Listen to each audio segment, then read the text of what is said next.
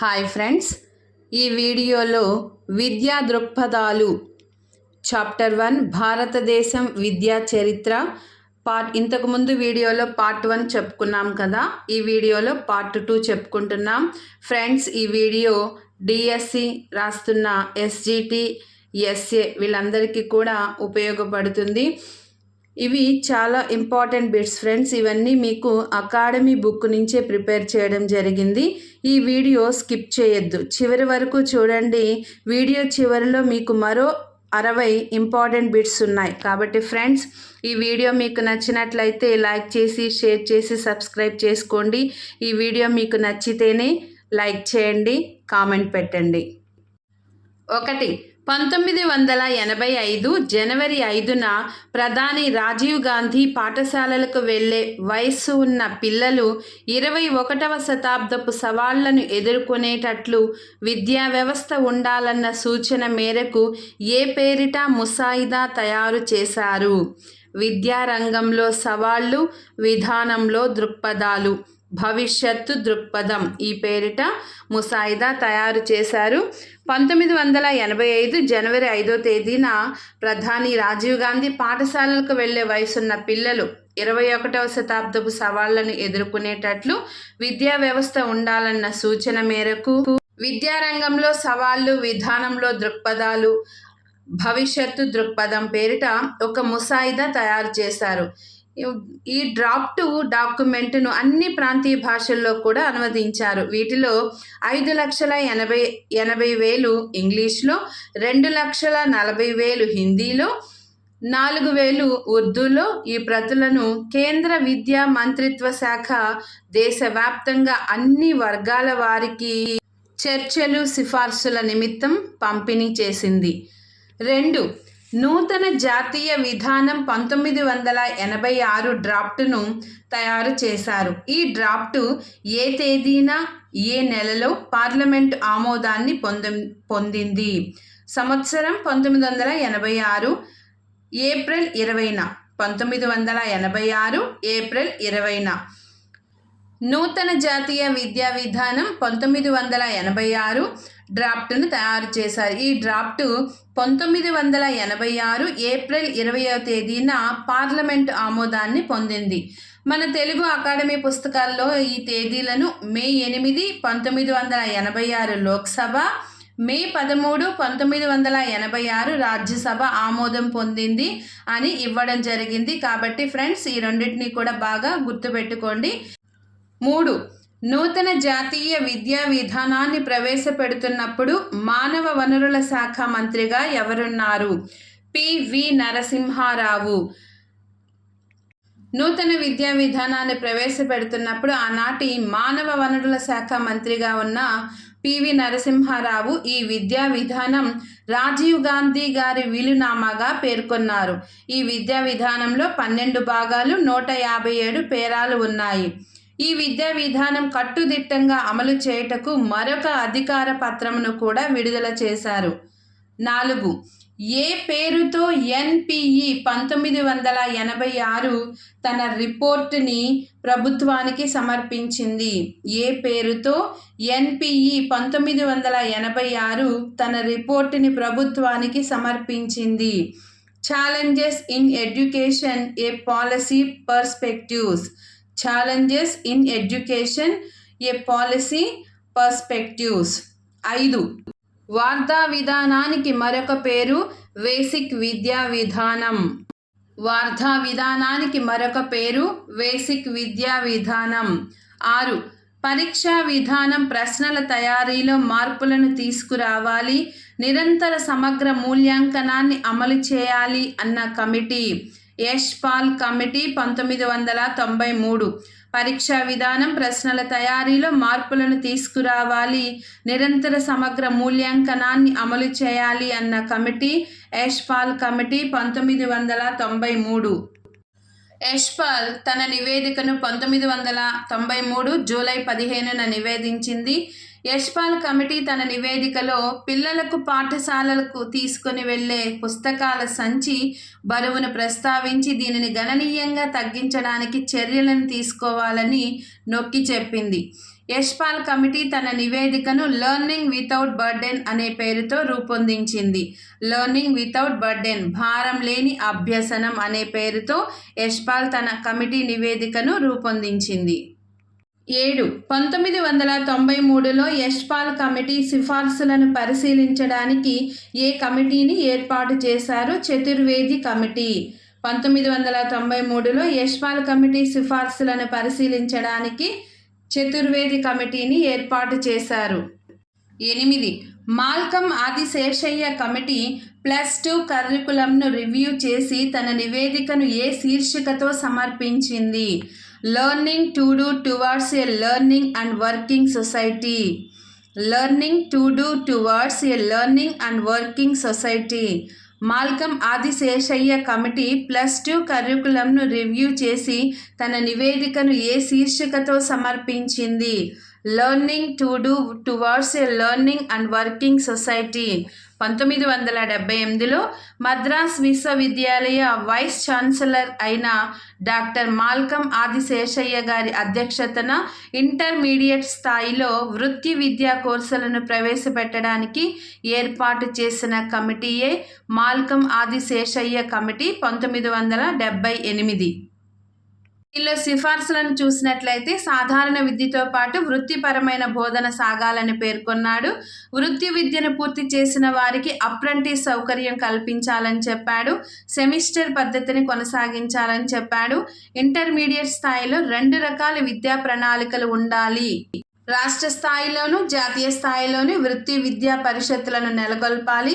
గ్రామీణ పరిసరాలకు అనుగుణంగా వ్యవసాయం, వాణిజ్యం, ఆరోగ్యం, వైద్యం మొదలైన కోర్సులకు ప్రాధాన్యత ఇవ్వాలి అన్నది ఈ కమిటీలోని సిఫార్సులు. 9. సేబ్ ఏర్పాటు చేసిన 2వ కమిటీ సెకండరీ విద్యా కమిషన్ 1952-53. దీని యొక్క విద్యా స్వరూపం 5+3+4+3. సేబ్ ఏర్పరిచిన 2వ కమిటీ సెకండరీ విద్యా కమిషన్. విద్యా స్వరూపం 5+3+4+3. సెకండరీ విద్యా కమిషన్ను మాధ్యమిక విద్యా కమిషన్ అని కూడా అంటారు. సేబ్ అంటే central advisory board of education. Central advisory board of education. Secondary విద్యా కమిషన్ను మాధ్యమిక విద్యా కమిషన్ అని కూడా అంటారు, లేదా లక్ష్మణస్వామి మొదలియార్ కమిషన్ అని కూడా అంటారు. 1952 సంవత్సరంలో సెకండరీ విద్యలో మార్పులు తీసుకురావడానికి ఆనాడు మద్రాస్ యూనివర్సిటీ యొక్క వైస్ ఛాన్సలర్ అయిన డాక్టర్ లక్ష్మణస్వామి మొదలియార్ అధ్యక్షతన కమిటీని నియమించినారు. సెకండరీ విద్యకు పరిమితమైన సిఫార్సులు ప్రాథమిక ఎలిమెంటరీ విద్యకు కూడా కారణమయ్యాయి. బహుళార్థక సాధక పాఠశాలలను ప్రారంభించాలి. దీనిలో సిఫార్సులను చూసినట్లయితే బహుళార్థక సాధక పాఠశాలల్లో వైవిధ్యంతో కూడిన కోర్సులను, కళలను ప్రవేశపెట్టాలి. పుస్తకం జ్ఞానం కంటే వృత్తి విద్యలో విద్యార్థుల నైపుణ్యతను పెంపొందించాలి. అధిక సంఖ్యలో ఉపాధ్యాయులను నియమించి పాఠశాలల నిర్వహణకు అవసరమైన విధులను సమకూర్చాలి. బోధన శాస్త్రీయ పద్ధతిలో జరగాలి. బోధనలో క్రియా పద్ధతి, ప్రాజెక్టు పద్ధతిని కూడా ప్రవేశపెట్టాలి. పాఠశాలలు స్వయం పోషక పబ్లిక్ పాఠశాలలుగా రాణించాలి. ఇవన్నీ కూడా సెకండరీ విద్యా కమిషన్ యొక్క సిఫార్సులు. 10. భారత జాతీయ విద్యా విధానం ఉత్తమ దశలు ఎన్ని? 3. భారత జాతీయ విద్యా విధానం ఉత్తమ దశలు 3. మొదటి దశ ఇది స్వదేశీ ఉద్యమంతో మొదలవుతుంది. 1905 సంవత్సరం నుంచి 1910 సంవత్సరం వరకు ఇది స్వదేశీ ఉద్యమంతో మొదలైంది. ఈ విద్య మాకొద్దు అనే ఆవేశ భావనతో ప్రారంభమైంది. ఈ విద్య మాకొద్దు అనే ఆవేశ భావనతో మొదలైంది. రెండవ దశ చూసినట్లయితే 1911 నుంచి 22 వరకు. 1920 సహాయ నిరాకరణ సమయంలో బ్రిటిష్ ప్రభుత్వం ఏర్పాటు చేసిన కాలేజీల నుండి, పాఠశాలల నుండి పిల్లలను చదువు మాన్పించి జాతీయ భావం గల స్వదేశీ విద్యా సంస్థల్లో చేర్పించారు. ఇక మూడవ దశకు వస్తే 1930 నుంచి 38 వరకు ఈ దశ శాసనోల్లంఘన ఉద్యమంతో ఆరంభమైంది. మూడవ దశలో భారతీయులకు కావలసిన విద్యా విధానం ప్రణాళికలను రూపొందించడం జరిగింది. గాంధీ గారి బేసిక్ విద్యా విధానం, వృత్తిపరమైన శిక్షణ విధానం ఈ సమయంలో ప్రాచుర్యం పొందాయి. స్వదేశీ విద్యా ఉద్యమం ఆవేశపూరితంగా ప్రత్యేక లక్ష్యాలు లేకుండా ప్రారంభం కావడంతో విఫలమైందని భావించవచ్చు. జాతీయ విద్యా ఉద్యమ దశలు 3 దశలు. మొదటి దశ, రెండవ దశ, మూడవ దశ. 11. 1910వ సంవత్సరంలో ఇంపీరియల్ లెజిస్లేటివ్ కౌన్సిల్కు ఎన్నికైన వారు గోపాలకృష్ణ గోఖలే. 1910వ సంవత్సరంలో ఇంపీరియల్ లెజిస్లేటివ్ కౌన్సిల్కు ఎన్నికైన వారు గోపాలకృష్ణ గోఖలే. 12. భారతదేశ విద్యా వ్యవస్థకు సంబంధించి మొదటి ప్రణాళికగా దేనిని చెప్పవచ్చు? సార్జెంట్ ప్రణాళిక, 1944. రెండవ ప్రపంచ యుద్ధం తర్వాత కలిగే దుష్ఫలితాలను ముందుగానే ఊహించిన బ్రిటిష్ ప్రభుత్వం భారతదేశంలో విద్యాభివృద్ధికి, వారి జీవన ప్రమాణాలను పెంపొందించుటకు తగిన సూచనలు, సలహాలు ఇవ్వమని 1944 సంవత్సరంలో సేబ్ను ఆదేశించింది. సేబ్ ఆధ్వర్యంలో ఏర్పడిన ఈ కమిటీకి అధ్యక్షులు అప్పటి బ్రిటిష్ ప్రభుత్వానికి విద్యా సలహాదారుడైన సర్ జాన్ సార్జెంట్. ఈ కమిటీ భారతదేశంలో సమగ్ర విద్యా విధాన రూపకల్పనకు సంబంధించి పలు సిఫార్సులను 1944లోనే సేబ్కి సమర్పించింది. ఈ నివేదికనే సేబ్ నివేదిక. 1944 యుద్ధానంతర విద్యాభివృద్ధి ప్రణాళిక అని కూడా పిలుస్తారు దీన్ని. స్వాతంత్రానికి పూర్వము సేబ్ ఆధ్వర్యంలో ఏర్పడిన మొదటి కమిటీయే ఈ సార్జెంట్ ప్రణాళిక. అందుకే ఈ ప్రణాళికను భారతదేశ విద్యా వ్యవస్థకు సంబంధించి మొదటి ప్రణాళికగా చెప్తారు.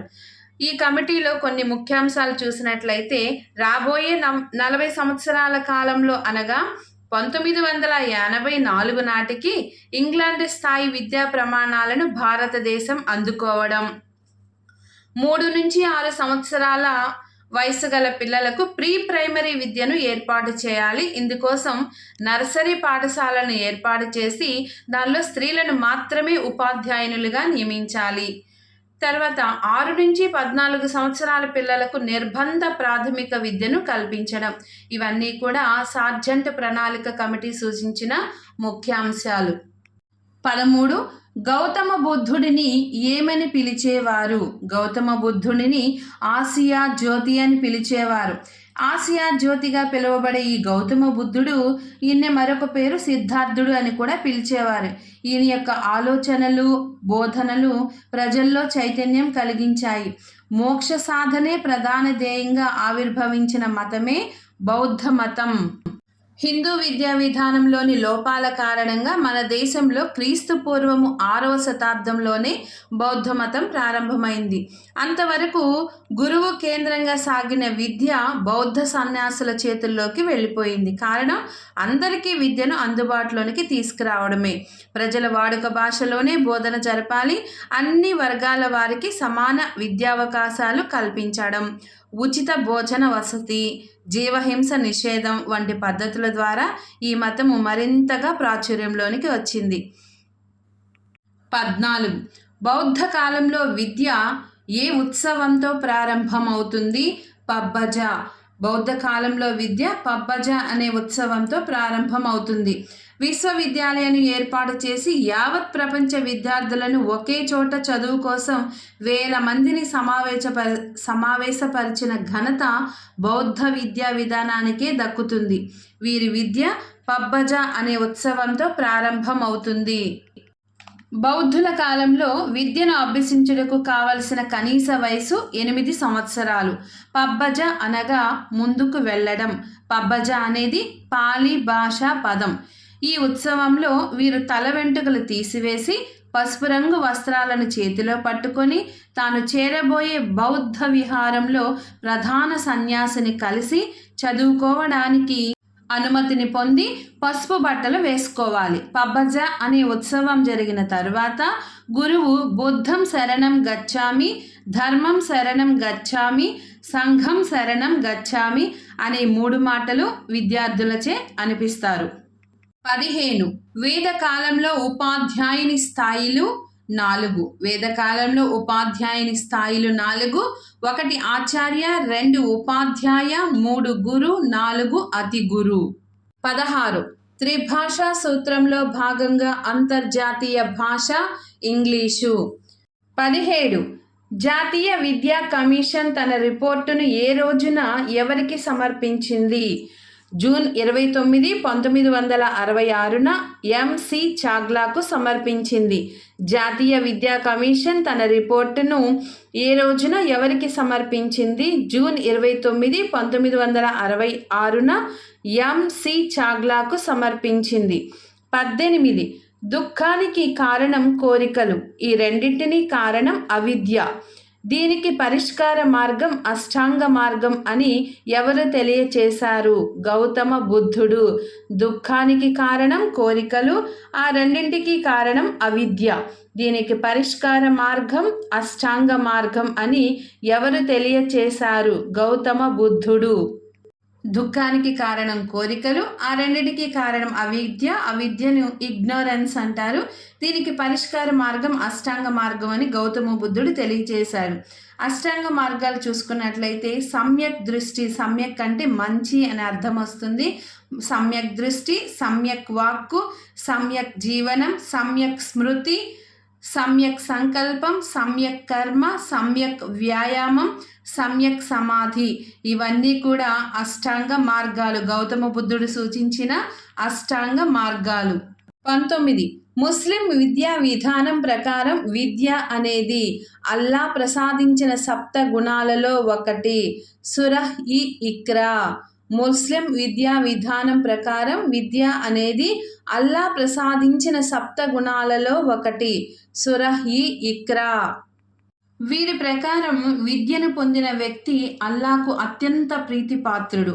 విద్య జ్ఞానం, విచక్షణ శక్తిని పెంపొందిస్తుంది మరియు స్వర్గానికి మార్గం చూపెడుతుందని వీరి నమ్మకం. మేధావి కలంలోని సిర దేశభక్తుడి రక్తం కంటే మిన్నా అనేది వీరి నమ్మకం. ఇక్కడ బోధన చేసే గురువును మౌల్వి అని పిలుస్తారు. భక్తులు సమర్పించే కానుకలే వీరికి జీవనాధారం. వీరి కాలంలో గురువుని సేవించడమే పవిత్ర ధర్మంగా, గురువుల ఆశీస్సులే జ్ఞాన పదాలుగా భావించేవారట. 20. మక్తబ్ అనగా ప్రాథమిక పాఠశాలలు. మక్తబ్ అనగా ప్రాథమిక పాఠశాలలు. వీళ్ళు ముస్లిమ్స్ కాలంలో మక్తబ్ అనగా ప్రాథమిక పాఠశాలలు. మక్తబ్ అనే పదము కుతుబ్ అనే అరబిక్ భాషా పదం నుంచి వచ్చింది. కుతుబ్ అనగా వ్రాయడంను నేర్పే ప్రదేశం అన్నమాట. ఈ పాఠశాలలో చేరాలంటే శిశువుకు కనీస వయసు 4 సంవత్సరాల 4 నెలల 4 రోజులు నిండి ఉండాలి.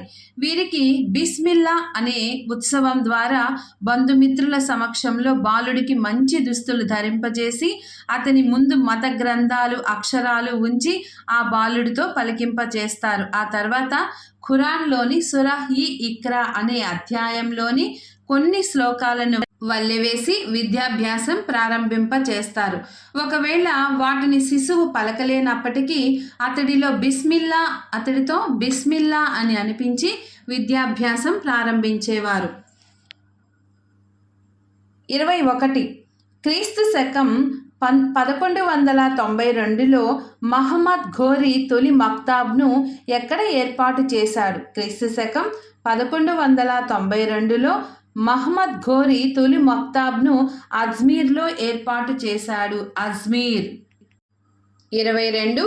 భారతీయ సమైక్యతను ఇటుకలు సున్నంతో కానీ సుత్తి ఉలితో కానీ కట్టడానికి వీలు కాదు. ఇది ప్రజల మనస్సులలో, హృదయాలలో నిశ్శబ్దంగా అభివృద్ధి చెందాలి అని పేర్కొన్నది ఎవరు? సర్వేపల్లి రాధాకృష్ణన్. భారతీయ సమైక్యతను ఇటుకలు సున్నంతో కానీ సుత్తి ఉలితో కానీ కట్టడానికి వీలు కాదు. ఇది ప్రజల మనస్సులలో, హృదయాల్లో నిశ్శబ్దంగా అభివృద్ధి చెందాలి అని పేర్కొన్నది ఎవరు? సర్వేపల్లి రాధాకృష్ణన్. 23. ఏఐసిటిఈ విస్తరించగా all India council of technical education. ఏఐసిటిఈని విస్తరించగా all India council of technical education. 24. విదేశీ విశ్వవిద్యాలయాల్లో చదివిన భారతీయులకు ఉపాధ్యాయ నియామకాల్లో ప్రాధాన్యత ఇవ్వాలి అని చెప్పినది హంటర్ కమిషన్. విదేశీ విశ్వవిద్యాలయాల్లో చదివిన భారతీయులకు ఉపాధ్యాయ నియామకాల్లో ప్రాధాన్యత ఇవ్వాలి అని చెప్పినది హంటర్ కమిషన్. 25. SUPW అంటే సోషల్లీ యూస్ఫుల్ ప్రొడక్టివ్ వర్క్. ఉద్దేశపూర్వకము అర్థవంతమైన శారీరక శ్రమ ద్వారా సమాజానికి ఉపయోగపడే వస్తు సేవలను తయారు చేయడం. 26. ECCEని విస్తరించగా. ECCE early childhood care and education. Early childhood care and education పూర్వ బాల్య సంరక్షణ విద్య. 27. 1957 జనవరి 16న బల్వంతరాయ్ కమిటీని నియమించింది. 1957 జనవరి 16న బల్వంతరాయ్ కమిటీని నియమించింది. 28. భారతదేశ విద్యా వ్యవస్థ ప్రపంచంలోనే 2వ అతి పెద్దది. భారతదేశ విద్యా వ్యవస్థ ప్రపంచంలోనే 2వ అతి పెద్దది. మరికొన్ని ఇంపార్టెంట్ బిట్స్ చూస్తున్నాం. 1. తక్షశిల విశ్వవిద్యాలయం ప్రస్తుతం ఏ దేశంలో ఉంది? పాకిస్తాన్. 2. చాణక్యుడు ఏ విశ్వవిద్యాలయంలో ఆచార్యుడిగా ఉండేవాడు? తక్షశిల. 3. ప్రపంచంలోని మొట్టమొదటి విశ్వవిద్యాలయం తక్షశిల. 4. తక్షశిల విశ్వవిద్యాలయం ఏ నది ఒడ్డున ఉంది? సింధు నది. 5. జీవకుడు అనే ప్రఖ్యాత వైద్యుడు ఆచార్యుడుగా ఉన్న విశ్వవిద్యాలయం తక్షశిల. 6. విద్య అనే పదం విద్ అనే ఏ భాషా పదం నుండి వచ్చింది? సంస్కృతం. 7. విద్ అనే సంస్కృత పదానికి అర్థం తెలుసుకొనుట. 8. ఎడ్యుకేర్ అనే పదం ఈ భాష నుండి వచ్చింది లాటిన్. 9. ఎడ్యుకేర్ అనే లాటిన్ పదానికి అర్థం బయటకు తీయుట. 10. ప్రపంచంలోని మొట్టమొదటి లిఖిత గ్రంథం ఋగ్వేదము. 11. మనకు మనుషులను నిర్మించే విద్య కావాలి అన్నది we want man making education అన్నది వివేకానంద. 12. వికసిస్తున్న ఆత్మకు తన అంతర్గత శక్తులను బహిర్గతం చేయడానికి సహాయపడునది విద్య అన్నది అరవింద. 13. సామాజిక సామర్థ్యాన్ని పెంపొందించేదే విద్య అన్నది జాన్ డ్యూయి. 14. ప్రపంచంలో మొట్టమొదటి వైద్య శాస్త్రం ఆయుర్వేదం. 15. అష్టాంగ యోగాన్ని ప్రవచించినది పతంజలి. 16. పతంజలి యోగ సూత్రాలతో సంబంధం లేనిది వ్యాయామము. యమము, నియము, ధ్యానము ఈ 3 కూడా యోగ సూత్రాలే. సంబంధం లేనిది వ్యాయామము. 17. అపౌరుషేయాలు అని వీటిని అంటారు వేదాలు. అపౌరుషేయాలు అని వేదాలను అంటారు. 18. వేద విద్య జీవితాన్ని 4 దశలుగా వర్గీకరించింది. వేద విద్య జీవితాన్ని 4 దశలుగా వర్గీకరించింది. ఆన్సర్స్ చూస్తే బ్రహ్మచర్యము, గృహస్థము, వానప్రస్థ్యము, సన్యాసము ఈ 4 కూడా సరైనవే. కాబట్టి ఆప్షన్ 4 1, 2, 3, 4 ఈ 4 కూడా సరైన పదాలే. 19. వేద కాలంలో విద్యను అభ్యసించే దశ బ్రహ్మచర్యం. 20. ధర్మ అర్థ కామ మోక్షాలను ఇలా అంటారు పురుషార్థాలు. 21. అన్నమయ, మనోమయ, ప్రాణమయ, విజ్ఞానమయ, ఆనంద కోశాలుగా విద్యార్థి సమగ్ర వికాసాన్ని ప్రతిపాదించిన ఉపనిషత్తు తైత్తరీయోపనిషత్తు. 22. తొలి వేద కాలంలో విద్య వీరికి మాత్రమే అందుబాటులో ఉండేది. ఆన్సర్ పురుషులకు, స్త్రీలకు, అగ్రవర్ణాలకు, అందరికీ. ఆన్సర్ అందరికీ అంటే పురుషులకు, స్త్రీలకు, అగ్రవర్ణాలకు అందరికీ కూడా విద్య అందుబాటులో ఉండేది. 23. వేదకాల విదుషీమణులు కానివారు. వేదకాల విదుషీమణులు కానివారు గార్గి, మైత్రేయి, లోపాముద్ర ఈ 3 కూడా చదువుకున్న వారే వేదకాలంలో. కాబట్టి కానివారు భారతి. ఆప్షన్ 4 భారతి. 24. నా జీవితమే నా సందేశం అన్నది ఎవరు? గాంధీజీ. ఉపనిషత్తులలోని ప్రధాన బోధనా పద్ధతి ప్రశ్నోత్తర పద్ధతి. 26 వేదకాలం నాటి భాష సంస్కృత భాష. 27 బుద్ధుడు జన్మించిన ప్రదేశం లుంబిని. 28 బౌద్ధ వాన్మయంలోని త్రిపీఠకములు ఈ క్రింది భాషలో ఉన్నాయి, పాళీ భాషలో. 29 అష్టాంగ మార్గాన్ని ప్రతిపాదించినది బుద్ధుడు.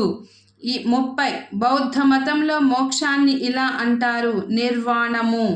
31 త్రిరత్నములు పంచమహావ్రతాలు ఈ మతంలో భాగాలు, జైన మతము. 32 ఇస్లాంలో ప్రాథమిక పాఠశాలలను ఏమంటారు, మక్తాబ్లు. 33 ఇస్లాంలో మాధ్యమిక పాఠశాలలను ఇలా పిలిచేవారు, మదర్సాలు. 34 నలంద విశ్వవిద్యాలయాన్ని ధ్వంసం చేసినది బఖ్తియార్ ఖిల్జీ. 35 మధ్యయుగంలో పాలకుల ద్వారా ప్రధానంగా ఈ విద్య ప్రోత్సహించబడుతుంది, ఇస్లామిక్ విద్య. 36 భారతదేశంలో జాతీయ విద్యను పెంపొందించాలని భావించినది, ఆప్షన్స్ చూస్తే దయానంద సరస్వతి, అరవింద్ ఘోష్, బాల గంగాధర తిలక్, స్వామి వివేకానంద. ఈ నలుగురు కూడా భారతదేశంలో జాతీయ విద్యను పెంపొందించాలని భావించారు. కాబట్టి ఆప్షన్ 4 అన్ని ఆన్సర్ సరైనదే. 37 భారతీయ భాషలు అసంపూర్ణమైనవి, అసమర్థమైనవి. మంచి ఐరోపా గ్రంథాలయంలోని ఒక పుస్తకాల భారతదేశ అరేబియా దేశాల మొత్తం సాహిత్యం కంటే గొప్పది అన్న అహంకారపూరిత ప్రకటన చేసినది మెకాలే. 38 ఆంగ్ల విద్య ద్వారా మనకు భారతీయ ప్రజలకు మధ్యవర్తులుగా ఉండే ఒక వర్గాన్ని తయారు చేయాలి. ఈ వర్గం వారు రంగులోను రక్తంలోను భారతీయులుగానే ఉంటారు, కానీ వారి అభిరుచులు, అభిప్రాయాలు, విలువలు, ఆలోచనలన్నీ ఆంగ్లేయులవిగా ఉంటాయి అని అన్నది మెకాలే. 39 కలకత్తా, బొంబాయి, మద్రాసులలో విశ్వవిద్యాలయాలు స్థాపించాలని సూచించినది వుడ్ తాకీదు. 40 ప్రాథమిక విద్యలో వృధా, స్తబ్దత ప్రధాన సమస్యలు అన్నది హార్టాగ్ కమిటీ. 41 బ్రిటిష్ పాలనా కాలంలో అన్ని స్థాయిలలో విద్య గురించి విస్తృత నివేదిక ఇచ్చిన committee sergeant committee. 42 sergeant committee 1944 క్రింది సూచనలు చేసింది.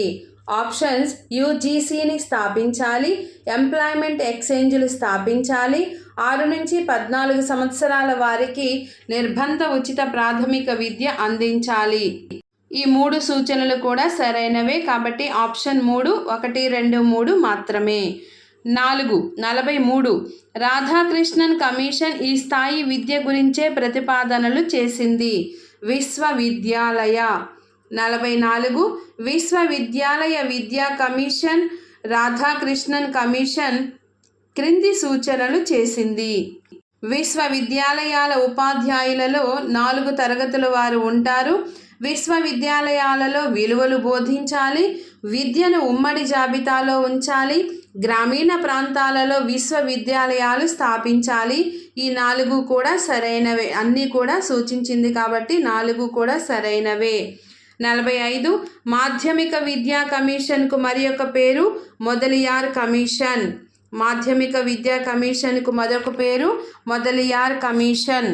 46 బహుళ ప్రయోజన పాఠశాలలు ప్రారంభించాలని సూచించినది మొదలియార్ కమిషన్.